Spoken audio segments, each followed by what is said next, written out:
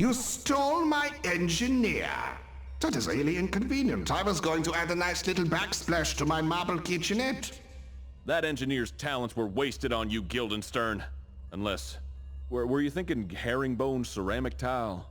Actually, I was thinking reclaimed tin with an embossed finish. With marble countertops? You're a madman!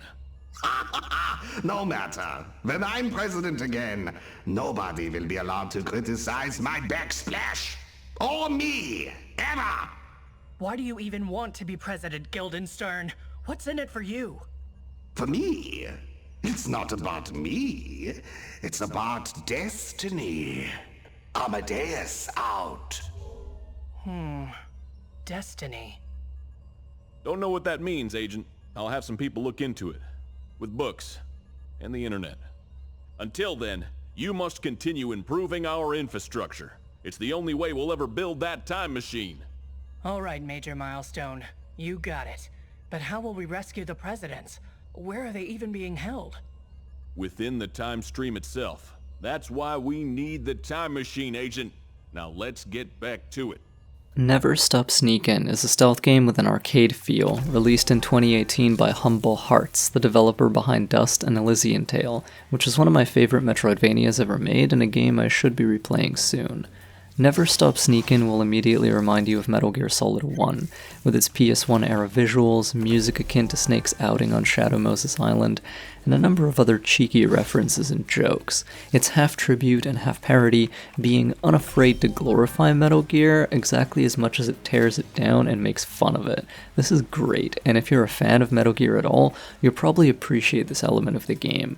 Funny enough, this game also riffs a little on Peace Walker and MGS5 when it comes to the base building gameplay that's presented like something you have control over, but is really just a totally linear progression you have to partake in order to advance. Just like how Mother Base pretends to give you free will in terms of how you develop Militaires Sans Frontières or Diamond Dogs, but you're not really free at the end of the day. It's another cheeky element that tends to go unmentioned. The story of Never Stop Sneakin' is simple and completely ridiculous. You're a secret agent who works for the aptly named Department of Sneakin', and the dastardly enemy Amadeus Guildenstern has used a time machine to kidnap every single president that has existed or will ever exist. His demand is simple: instate him as president forever, or lose every other president forever. The Department of Sneakin' doesn't seem to vibe with this idea, so Major Milestone, a kooky Colonel Campbell parody voice acted by Aaron Hansen, sends you in to infiltrate Amadeus's bases and installations. Why are we infiltrating these bases? For one overarching purpose: to rescue or kidnap enough capable people from the battlefield, as well as to accumulate enough currency in order to develop a base advanced enough to eventually build our own time machine, saving the world. The plot is silly, hilarious, charming, and is spread way too thin because this game is too damn long for its own good. The Department of Sneakin' makes use of a currency called espionage in order to develop its structures. Espionage isn't just a concept or a method of intelligence gathering in this world, it's a literal physical object that exists lying around the enemy bases. Espionage takes the shape of these pixel-looking particles that you absorb into your agent with satisfying sounds and animations. Collect enough espionage in missions, and you can buy upgrades or HP inside of those current missions. These upgrades go away when you're killed or when you extract from the area. In this regard, the game shares some small DNA with roguelikes, but it isn't one. When you're outside of a mission, you'll be in the Department of Sneakin's base camp, which you are theoretically responsible for building, but in a funny moment of self-awareness and further parody, like I said before, the game doesn't actually give you any choices in what to build or when to build it. What you do get is humorous flavor text, which had an irreverent tone that I thoroughly enjoyed all the way through. Espionage can be collected by walking near the little bits of it, but you can grab more massive clusters of it by hacking computers or opening lockers, which requires you to stand still on top of an interact marker as a meter fills up. I'll talk about the game's controls now. When you're building your base or accepting stuff in menus, you can use the stick, D-pad, or movement keys, as well as the standard accept button on your controller or keyboard to finalize decisions. However, when it comes to actually playing inside of the stealth environments, there's only one control you need to concern yourself with, and that's movement. Everything in Never Stop Sneakin' happens contextually and automatically and is decided or impacted by where you move and how you move there. If you move into an unaware enemy, you'll assassinate them. If you move onto interaction markers, you'll use them. If you move into breakable wooden fences, you'll shatter them. Likewise, if you move into the wrong places, you'll incur some kind of penalty. Throughout the bases, you can find resources like bullets, EMP grenades, or smoke grenades, and these resources function in both offensive and defensive capacities. If you step into a guard's vision cone by accident and you have bullets in your clip, you'll automatically headshot that guard and take him out. If you don't have bullets, you use a smoke grenade instead, which blankets the area and lets you kill stunned enemies in the vicinity using your blade. For machines like cameras and turrets, you'll drop an EMP, which will automatically destroy them, but if you're out of EMP grenades and have bullets, you'll quickshot the device with your gun.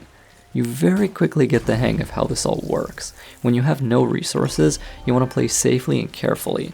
When you're overflowing with them, you can charge forth with reckless abandon, because fast kills in succession will build your combo, and the higher your combo, the more espionage everything is worth, including kills, computers, and lockers. When I started playing, I treated Never Stop Sneakin entirely too much like a pure or serious stealth game, but you don't have to do that all the time, and you're actually encouraged to slaughter enemies recklessly whenever you have the means to do so. Bosses all have a gimmick or minigame associated with them to let you deal damage, and you'll figure these out pretty fast as well, because you'll be fighting the same bosses over and over again throughout the entire game. All of this may look and sound repetitive, and that's because it is. There are two major reasons that contributed to a sense of repetition in my gameplay. First, Never Stop Sneakin was originally released on the Nintendo Switch and iOS, and it was only ported to PC after that. This is a game designed to be a bite-sized mobile experience. The one-handed controls make it relaxing, the lack of significant difficulty means you can chill out and casually stroll through the game, and the levels lacking in variety is not a problem if you play it as intended, which is to run 2 or 3 missions per subway ride, and then play 2 or 3 more the next day. I did not play Never Stop Sneakin like this. I burned through the entirety of this game in essentially 2 days. And I did it by collecting everything in a mission, like a singular locust devouring all available matter in my path before descending onto the next one. This was my second mistake, the second reason for the repetition.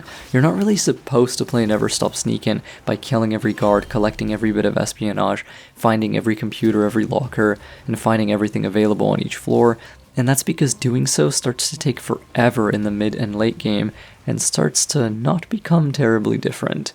The biggest influence pushing you to clean up floors of bases this way is that in the early and mid game you need a lot of espionage to build your base structures so you can actually progress the story. But around mid to late game, when your espionage decoders are so powerful, you'll be routinely pulling thousands upon thousands of espionage with no issue and be able to build whatever you want. You'll have a surplus left over. At this point in the game, what matters most is finishing main objectives without hanging around in areas for too long. So I would eventually discover an optimal strategy that worked very well for this. When you first deploy into a level, you have no resources. A pack of resources from the shopkeeper robot Farai costs 20 espionage, so your first order of business is to collect that much. Once you do, you finish the first floor and buy some bullets from Farai. Now that you have resources, you can play with increased speed and aggression. Guards that would take too long to turn around, just walk into their vision cone and cross them out with a bullet. You don't need to worry or stall around cameras as long as you have an EMP grenade, because you'll fry everything and get both espionage and combo for doing it. So now, you have a rapid method of responding to enemies. Next, you can upgrade yourself with various perks that only last as long as you're inside the current base. On the periphery of each floor, there's usually a storage room that has a blue chest in it. These chests always contain a perk, though the doors to these rooms are often locked with a keycard. Keycards are always carried by human guards. Kill enough human guards, and one will eventually drop a keycard. Now you can go into that storage room and upgrade yourself. One of these potential perks is a keycard tracker, which lets you see which guards are carrying keycards over their heads. Now you can bypass all the guards that don't have a keycard if they're not, en route, and just go for the ones that do. Doing this and going into subsequent storage rooms will let you upgrade yourself even more, which is useful for protecting you, giving you extra espionage, letting you be more aggressive, sometimes all of the above. And the endgame perks let you auto-kill humans and machines just by stepping close to them. Whenever you have a main objective, like rescuing someone or finding a particular object, these will always be in storage rooms as well, which is why the Find Keycard Access Storage Room set of tactics is so strong. This strategy is built on raw speed and efficient clear times, and it won't really help you get much espionage. That's where strat number 2 comes into play, and one that I overuse to the point of exhaustion. When you use the keycard hunter strategy, you might eventually come to points in your base building at which you don't have enough espionage to make a building. That's when you deploy into the next mission and clear everything. Literally everything you possibly can. If you have EMPs, find cameras or turrets that are clustered up, walk yourself into their line of sight and blow all of them up at once, then keep running.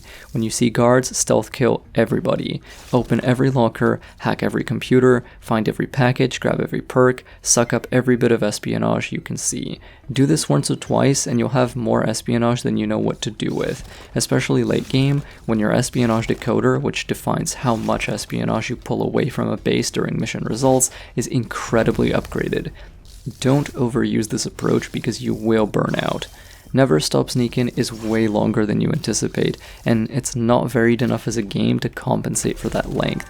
This means an optimal approach for maintaining happiness and sanity often involves playing as quick as possible and sprinting through areas to blast through the next ones. The basic feel of the game, though, is high quality, and it's satisfying to experience. Killing enemies feels good. Movement feels good. The animations and sounds of everything in the game are well done. And that's good, because you'll be doing all of these actions a lot. This is one area Never Stop Sneakin absolutely excels at, and I'm glad for it.